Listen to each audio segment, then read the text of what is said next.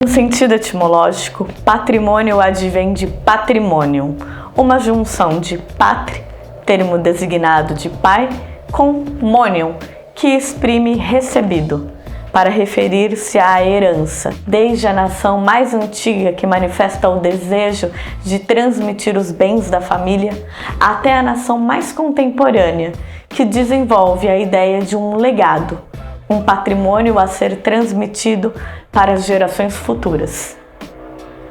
Temos o patrimônio natural, que compreende áreas de importância preservacionista e histórica, beleza cênica, áreas que transmitem à população a importância dos ambientes naturais, desde a disponibilização de recursos essenciais à vida, através de serviços ecossistêmicos, até atividades de lazer e turismo ecológico, para que lembremos quem somos, o que fazemos, de onde viemos e, por consequência, como seremos.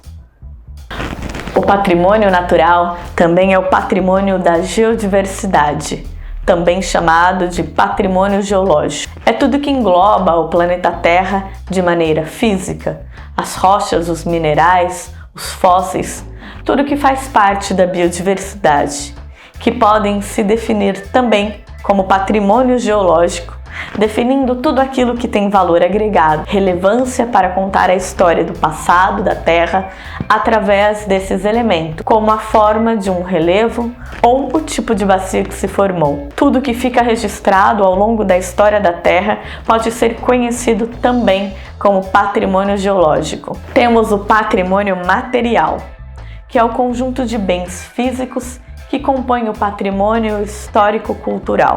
Trata-se do conjunto de obras, estruturas, espaços e elementos concretos, cujo valor histórico, cultural e social faz da preservação deles um interesse do país. Nesse sentido, podem ser englobados os mais diferentes elementos, móveis ou imóveis, como pinturas, livros, arquivos e documentos históricos, acervos fotográficos e outros acervos museológicos, núcleos urbanos, cidades, prédios e construções históricas, sítios arqueológicos e paisagísticos, parques naturais e monumentos.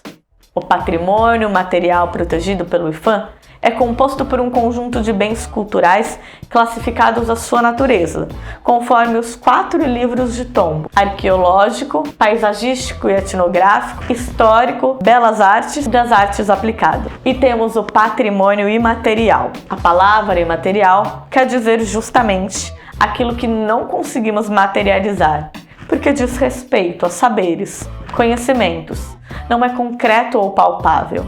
São os mais velhos os responsáveis pela transmissão desse legado. A capacidade de adaptação do homem ao longo do tempo traz consigo o desenvolvimento de uma ritualização e simbolização, o que nos diferencia, por exemplo, dos animais, além da apreciação estética e noção de beleza, e a possibilidade de reproduzir o mundo através de representações.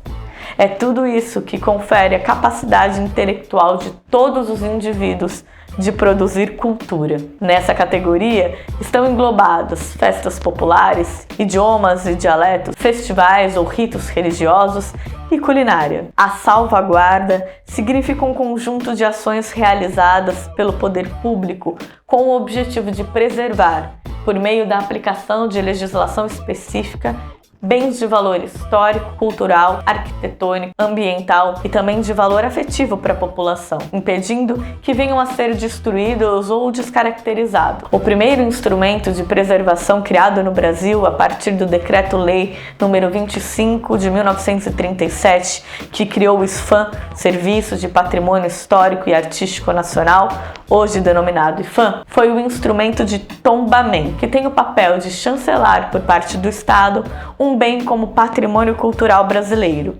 destinado aos bens de natureza material. Para ser tombado, é necessário que um bem passe por um processo administrativo até ser inscrito em pelo menos um dos 4 livros dos tombos instituídos pelo Decreto-Lei nº 25 de 1937. E foi no Decreto 3.551, de 4 de agosto de 2020, que se criou um instrumento de reconhecimento do patrimônio imaterial. O tombamento pode ser aplicado a bens móveis e imóveis de interesse cultural ou ambiental, quais sejam os citados anteriormente, como ruas, praças, regiões, florestas, cascatas. Somente é aplicado a bens materiais de interesse para a preservação da memória coletiva.